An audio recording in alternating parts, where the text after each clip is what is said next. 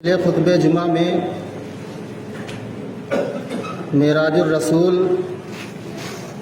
صلی اللہ علیہ وسلم کے تعلق سے گفتگو چل رہی تھی اور بہت ساری باتیں رہ گئی تھی۔ میں چاہتا ہوں کہ اس موضوع کو آپ حضرات کے سامنے بیان کروں۔ وقت کی قلت اور کمی کی وجہ سے میں بڑی تیزی کے ساتھ مختصراً انداز میں اس موضوع کی وضاحت کرنے کی کوشش کروں گا۔ رب العالمین سے دعا کروں کہ رب العالمین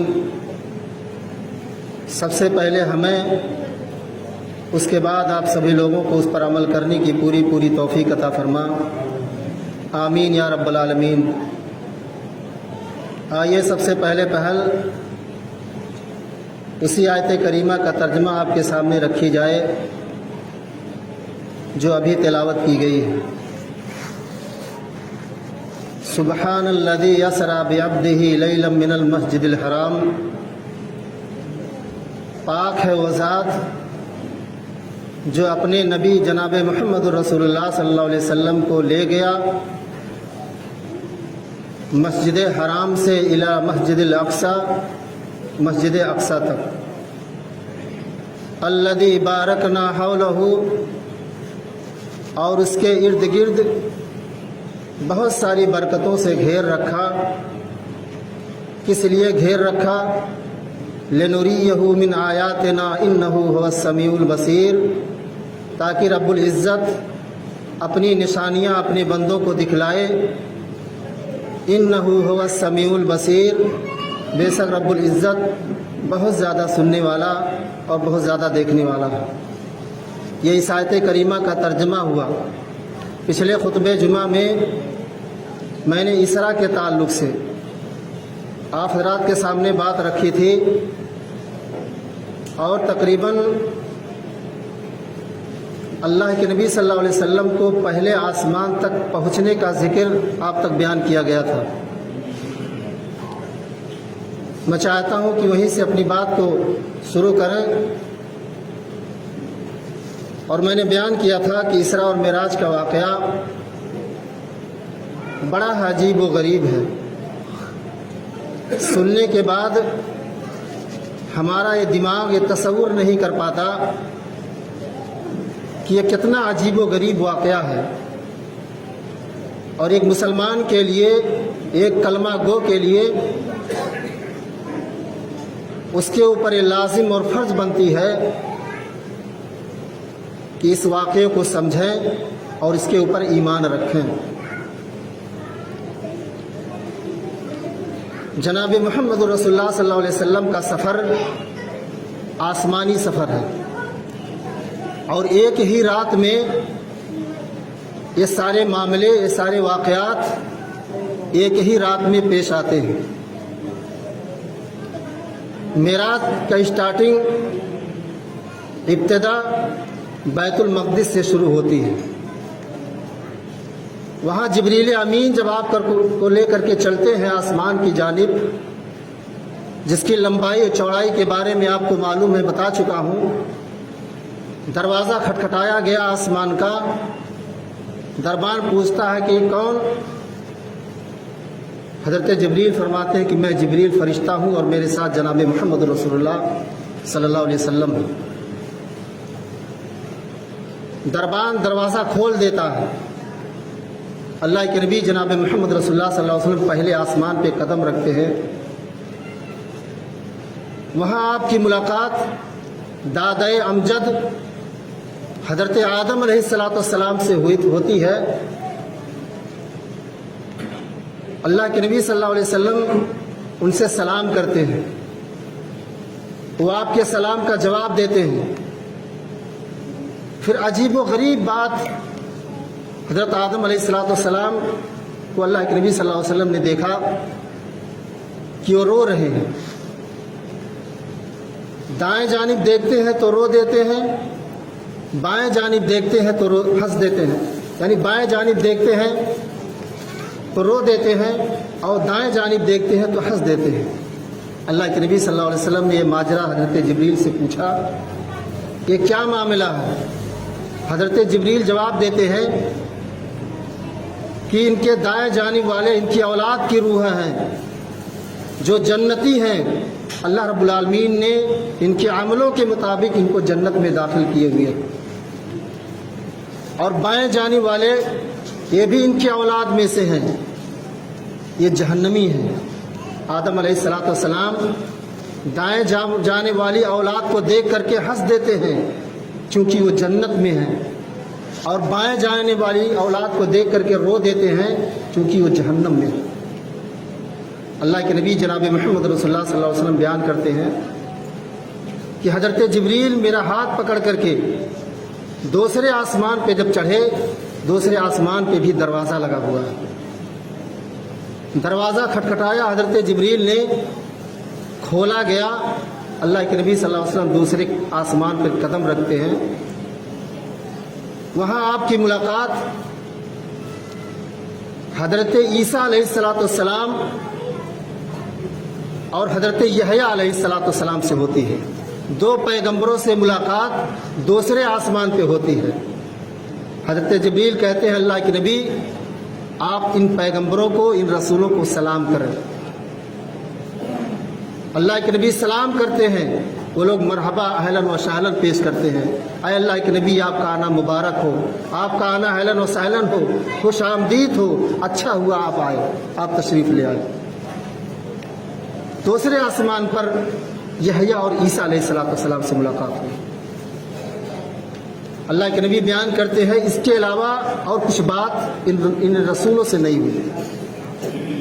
پھر تیسرے آسمان پر حضرت جبریل لے کر کے چڑھتے ہیں، وہاں تیسرے آسمان پر بھی دروازے لگے ہوئے ہیں، دروازہ کھولا گیا، وہاں آپ کی ملاقات یوسف علیہ السلام سے ہوتی ہے۔ ان سے بھی سلام کرتے ہیں، وہ آپ کے سلام کا جواب دیتے ہیں، اہلاً و سہلاً مرحبا پیش کرتے ہیں۔ اللہ کے نبی جناب محمد رسول اللہ صلی اللہ علیہ وسلم بیان کرتے ہیں کہ میں نے حضرت یوسف علیہ السلام کو دیکھا، یہ اتنے زیادہ خوبصورت تھے، اتنے زیادہ حسین و جمیل تھے، یہ اتنے زیادہ حضرت یوسف علیہ السلام خوبصورت تھے کہ شاید اتنا زیادہ خوبصورت کوئی بھی رسول، کوئی بھی پیغمبر نہیں۔ ایسا لگتا ہے کہ اللہ تبارک و تعالیٰ نے آدھی خوبصورتی یوسف علیہ السلام کو دے دیا ہے اور آدھی خوبصورتی دنیا والوں کو دے دیا ہے، اتنے خوبصورت تھے حضرت یوسف علیہ السلام۔ تب تو حضرت زلیخا آپ کے اوپر دیوانہ ہو گئی تھی ان کی خوبصورتی کو دیکھ کر۔ اللہ کے نبی جناب محمد رسول اللہ صلی اللہ علیہ وسلم بیان کرتے ہیں اس کے بعد حضرت جبریل مجھ کو لے کر کے چوتھے آسمان پہ چڑھے۔ چوتھے آسمان پہ بھی دروازے لگے ہوئے ہیں، آپ کے لیے دروازہ کھولا گیا، وہاں آپ کی ملاقات حضرت ادریس علیہ السلام سے ہوتی ہے۔ وہ بھی اہلاً و سہلاً پیش کرتے ہیں، اے اللہ کے نبی آپ کا آنا مبارک ہو، آپ کا آنا اہلاً و سہلاً ہو، خوش آمدید ہو، اچھا ہوا آپ تشریف لے آئے۔ اللہ کے نبی بیان کرتے ہیں سلام و کلام کے بعد حضرت ادریس سے کچھ بات نہیں ہوتی۔ جبریل مجھے میرا ہاتھ پکڑ کر کے پانچویں آسمان پر جب لے کے گئے، میرے لیے دروازہ کھولا گیا، پانچویں آسمان پر میری ملاقات حضرت ہارون علیہ السلام سے ہوتی ہے۔ جبریل کہتے ہیں اللہ کے نبی ان سے سلام کرو، یہ محبوب پیغمبر ہیں، ہارون علیہ السلام ہیں، آپ ان سے سلام کرو۔ اللہ کے نبی جناب محمد رسول اللہ صلی اللہ علیہ وسلم حضرت ہارون علیہ السلام سے سلام کرتے ہیں، وہ جواب دیتے ہیں وعلیکم السلام یا ابن صالح، اے نیک اولاد تجھ پر اللہ کی رحمت ہو، تجھ پر سلامتی ہو، وہ اہلاً و سہلاً پیش کرتے ہیں۔ اللہ کے نبی صلی اللہ علیہ وسلم فرماتے ہیں کہ مجھے لے کر کے چھٹے آسمان پہ چلا گیا۔ حضرت جبریل مجھ کو لے کر کے چھٹے آسمان پہ جب گئے، میرے لیے دروازہ کھول دیا گیا، چھٹے آسمان پر میری ملاقات موسیٰ علیہ السلام سے ہوتی ہے۔ میں ان سے سلام کرتا ہوں، میرے سلام کا جواب دیتے ہیں موسیٰ علیہ السلام۔ میں آگے بڑھنے لگا، میں نے دیکھا کہ کسی کے رونے کی آواز آ رہی ہے چھٹے آسمان پر۔ میں مڑ کر کے دیکھا تو موسیٰ علیہ السلام زار و کتار رو رہے ہیں۔ حضرت جبریل نے پوچھا کہ اے موسیٰ علیہ السلام، آپ کیوں رو رہے ہو؟ کیا معاملہ ہے؟ کہنے لگے کہ اے جبریل، میں اس لیے رو رہا ہوں کہ میرے بعد ایک پیغمبر آیا ہے، میرے بعد ایک رسول آیا ہے، جس کی امت کے لوگ زیادہ جنت میں جائیں گے۔ وہ سب سے بعد میں آئے ہیں، لیکن سب سے پہلے جنت کے اندر جائیں گے، اور ان کے امتیوں کی تعداد جنت میں جانے کی زیادہ ہوگی۔ ہم بنی اسرائیل میں بھیجے گئے، ہماری امت کے لوگ کب جنت کے اندر جائیں گے؟ یہی سوچ کر کے موسیٰ علیہ السلام زار و کتار ہو رہے، اور یہ بھی سوچ کر کے رونے لگے کہ امت محمدیہ کا کوئی بھی آدمی، اگر محمد صلی اللہ علیہ وسلم کا کوئی بھی امتی کوئی نیک کام کرے گا، اس کا ایک حصہ اجر جناب محمد رسول اللہ صلی اللہ علیہ وسلم کو ایک حصہ ثواب ان کو دیا جائے۔ اتنے بڑے پیغمبر، اتنے بڑے رسول، یہ اللہ رب العالمین کی خوش نصیبی ہے کہ ہمیں جناب محمد رسول اللہ صلی اللہ علیہ وسلم جیسا رسول ملا ہے، پیغمبر ملا ہے۔ کہ موسیٰ جیسا پیغمبر یہ رشک کیا کرتے تھے، اللہ سے دعائیں کیا کرتے تھے کہ رب العالمین تو مجھے رسول نہ بنا کر کے، پیغمبر نہ بنا کر کے، تو مجھے جناب محمد رسول اللہ صلی اللہ علیہ وسلم کا ایک ادنا امتی بنا دیتا تو یہ میرے لیے بڑی فخر کی بات ہوا کرتی تھی، بڑی شرف کی بات ہوا کرتی تھی۔ اللہ کے نبی جناب محمد رسول اللہ صلی اللہ علیہ وسلم بیان کرتے ہیں کہ حضرت جبریل مجھ کو لے کر کے 7ویں آسمان پہ چڑھتے ہیں۔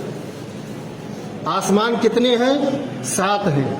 7ویں آسمان پر حضرت جبریل جب اللہ کے نبی صلی اللہ علیہ وسلم کو لے کر کے چڑھتے ہیں، آپ کے لیے دروازہ کھول دیا جاتا ہے۔ وہاں آپ کی ملاقات حضرت ابراہیم علیہ السلام سے ہوتی ہے۔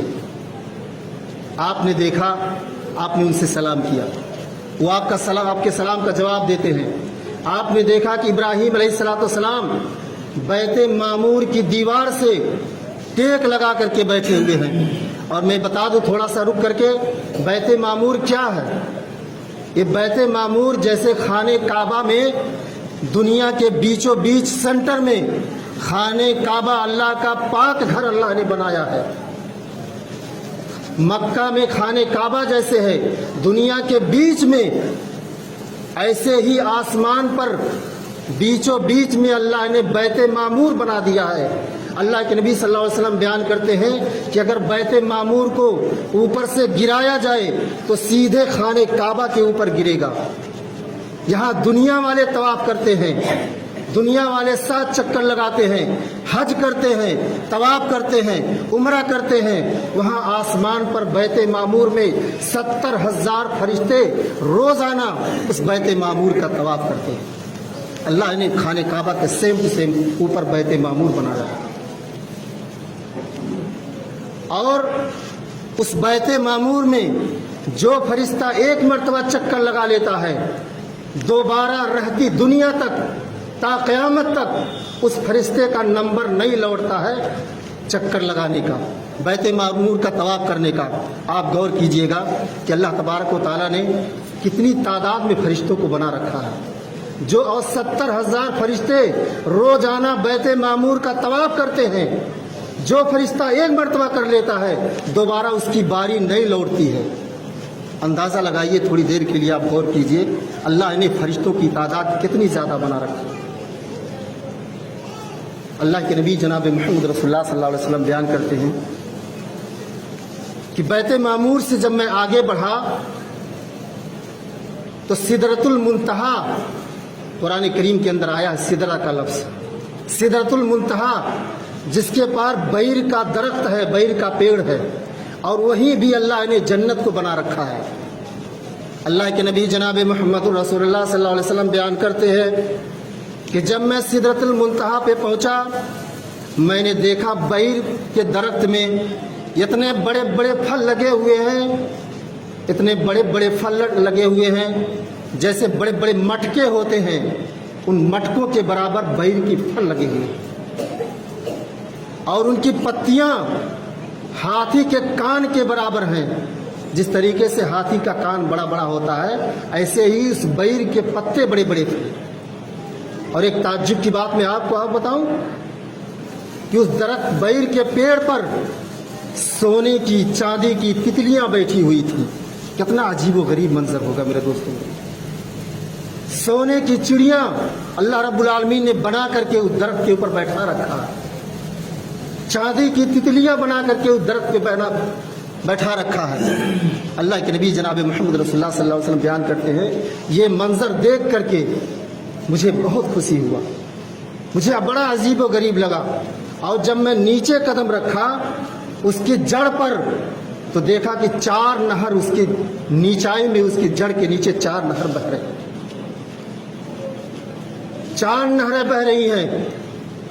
अल्लाह के नबी जनाब मोहम्मद रसूलुल्लाह सल्लल्लाहु अलैहि वसल्लम बयान करते हैं कि 2 नहरों का पानी मुझे दिखाई दे रहा था और 2 नहर का पानी मुझे दिखाई नहीं दे रहा था। जिस नहर का पानी दिखाई दे रहा था वो दोनों नहर दुनिया में आए हैं। इसी दुनिया में मैं तारीख की बात बता रहा हूं।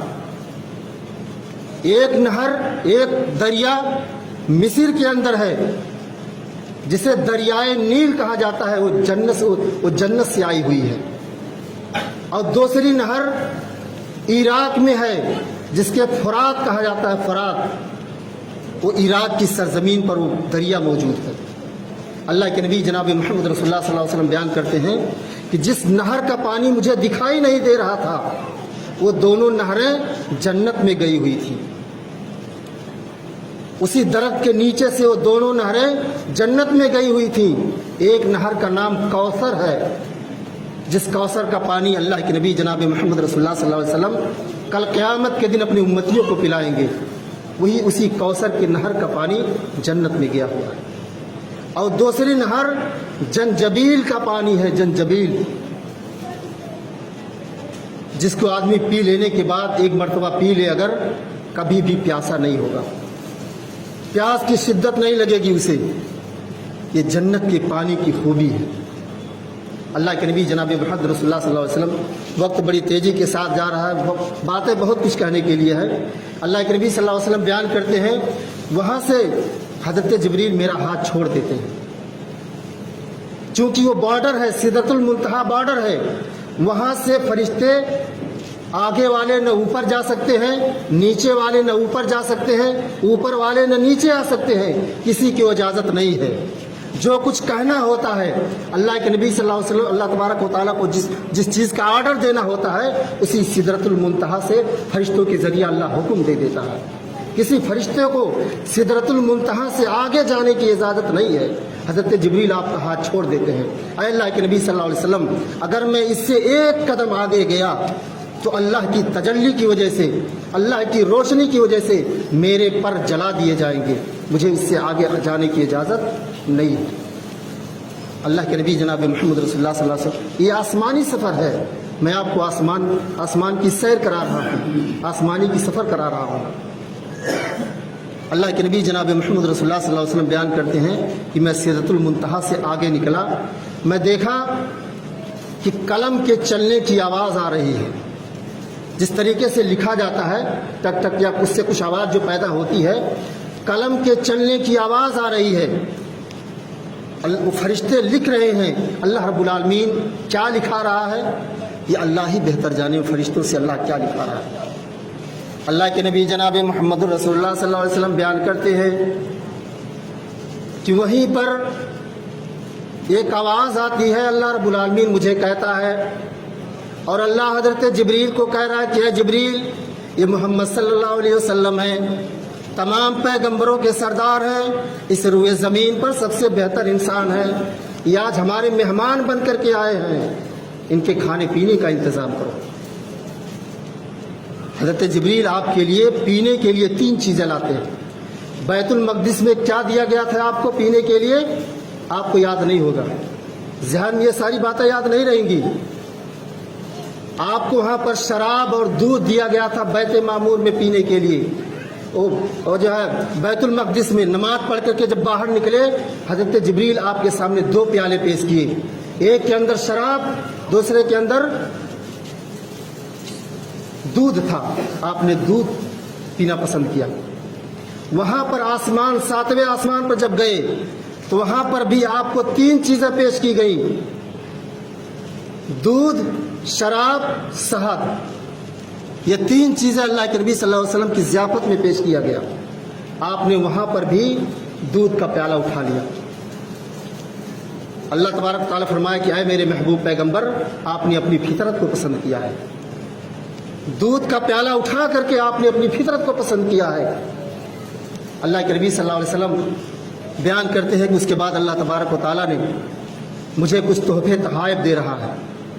مہمان کے طور پر ہمارے گھر جب کوئی مہمان آتا ہے، ہم خوشی کے مارے اس کو خوش کرنے کے لیے کچھ تحفے تحائف پیش کرتے ہیں اس کے سامنے۔ اللہ کے نبی مہمان بن کر کے اللہ تبارک و تعالیٰ کے پاس گئے ہیں۔ اللہ تبارک و تعالیٰ آپ کو تحفے میں کیا دے رہا ہے؟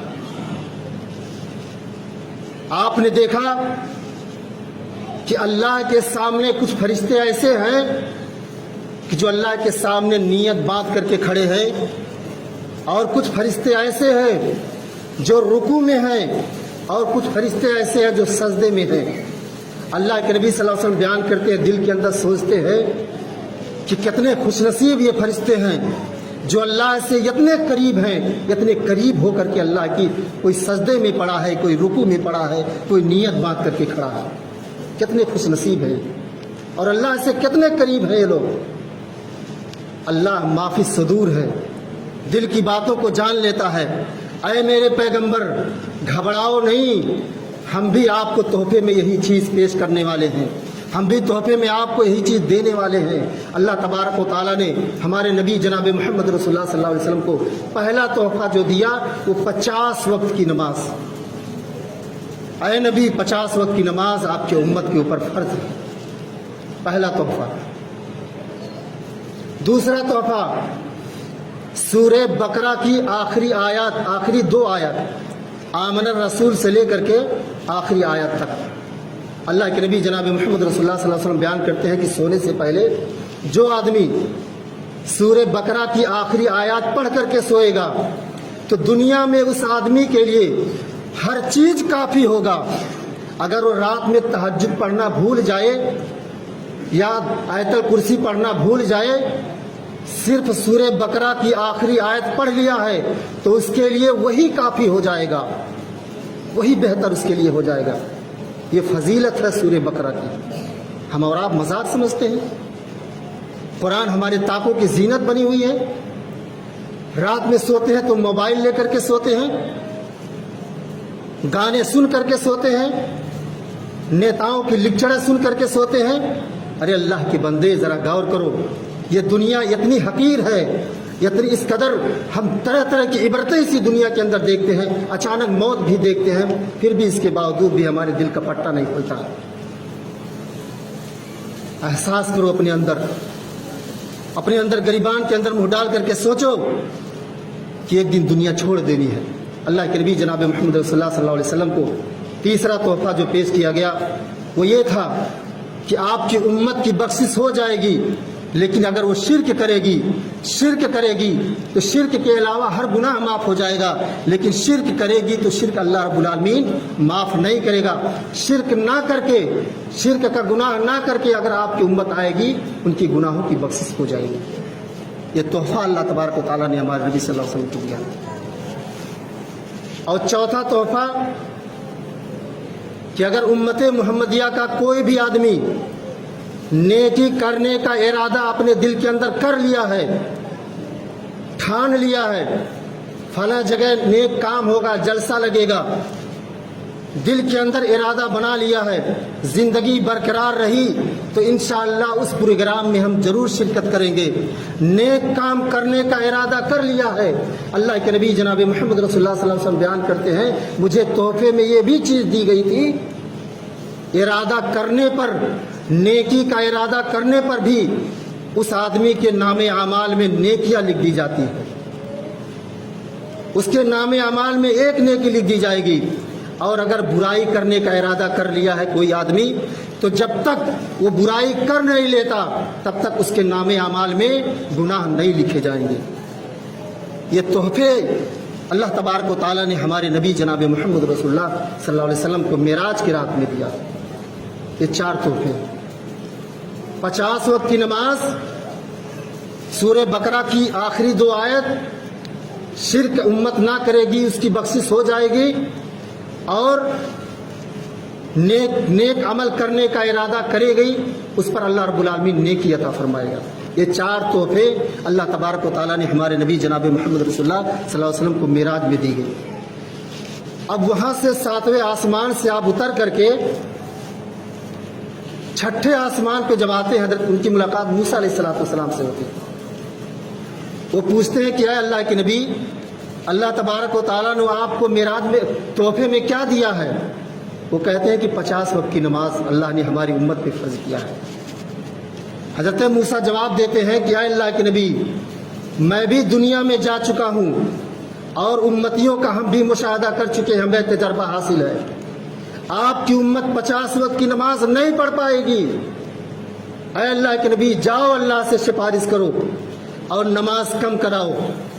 حدیث کے اندر آتا ہے اللہ کے نبی صلی اللہ علیہ وسلم اللہ کے دربار میں 7ویں آسمان پر دوبارہ جاتے ہیں، اللہ سے سفارش کی درخواست